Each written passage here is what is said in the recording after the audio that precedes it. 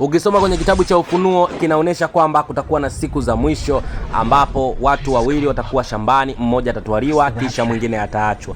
Hii inamaanisha kwamba siku za mwisho zimekaribia. Katika Biblia imeeleza vingi zaidi kwamba binadamu ni maua, na sasa hivi tunaishi kwa sababu ya nguvu na rehema na neema ya Mungu. Unajua kitakapofika kipindi hiki kitakuwa ni kibaya zaidi na hakikuwahi kutokea hapo awali.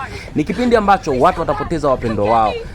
Imagine umelala na mpenzi wako alafu yeye anatwaliwa, wewe unaachwa, mwanandoa, na upo kwenye gari, aidha ni mwendo kasi, treni, bajaji, dereva anatwaliwa, abiria mnaachwa, na ipo katika lesi, yani ipo katika hali ya kukimbia, ipo kwenye spidi kubwa.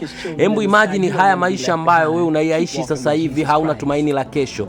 Mungu anakuita, anakukaribisha. Hadi wachungaji wataachwa ambao hawana uaminifu mbele za Mungu. Hadi washirika wana maombi ambao hawajifungamanisha vizuri na Mungu wataachwa. Wapo ambao wamejifungamanisha vizuri. Huyu mchungaji analia kwa nini ameachwa? Ni kwa sababu ya matendo ambayo anayafanya sirini. Na wapo watu wa Mungu watakaotangaza neno la Mungu kama hivi ambavyo mimi nakutangazia. Mungu atawanyakua, atawachukua. Hizi ni siku za hatari. Watu watapoteza wapenzi wao wa moyoni. Baba atampoteza mwana, mwana atampoteza baba. Haya maisha ya kiuni ambayo venye tunayaishi ndo maisha ambayo yatatupotezea katika ufalme wa mbinguni. Jitahidi kuokoka, mkiri Yesu kuwa ni Bwana na Mwokozi kwenye maisha yako. Amen.